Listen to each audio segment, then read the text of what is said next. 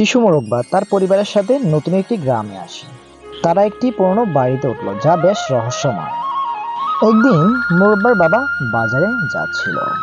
সাহেব, শুনলাম নাকি আপনি পাড়ার ওই ভয়ানক বাড়িটিতে উঠেছেন। কই না তো, আমার এমন কিছু এখনো চোখে পড়ে নাই।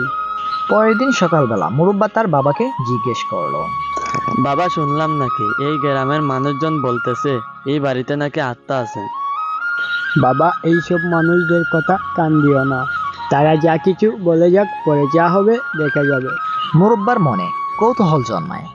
এক রাতে সে বাড়ির চারপাশে অদ্ভুত আওয়াজ শুনতে পায়। ভয়ে সেদিন ঘুমাতে পারেনি। কি অদ্ভুত সব আওয়াজ শোনা যাচ্ছে, কিছুই তো দেখা যাচ্ছে না। সে ঘুম থেকে উঠে পড়ল। তার মনে একটি ভয় ঢুকল। সে ভয়ে এদিক ওদিক শুধু তাকাচ্ছে। পরের দিন মোরব্বা তার বন্ধুরা স্বপন, সাকিব, রাজু এবং মিলিকে বাড়িতে রহস্যময় উদ্ঘাটনের জন্য নিয়ে আসলো। তারা রাতের বেলায় বাড়ির চারপাশে ঘোরাঘুরি করে এবং শুনতে পায় কেউ একজন সাহায্যের জন্য চিৎকার করছে। বাচ্চারা অনুসন্ধান করতে করতে বাড়ির নিচতলায় একটি পুরনো ঘরে পৌঁছে যায়। সেখানে তারা দেখে একটি পুরনো আয়নায় আটকে আছে একটি ভুতুড়ে আত্মা।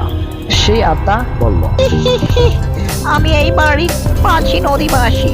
আমাকে এখানে আটকে রাখা হয়েছে অনেক বছর আগে। কেউ আমাকে মুক্তি করতে পারলে আমি এই বাড়িকে অভিশাপ থেকে মুক্তি করব।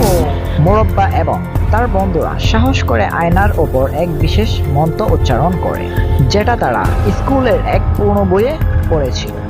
আত্মা মুক্ত হয় এবং তাদের ধন্যবাদ জানায়। আত্মা তাদের বলে, এখন এই বাড়িতে আর কোনো বই থাকবে না, তোমরা সবাই নিরাপদ।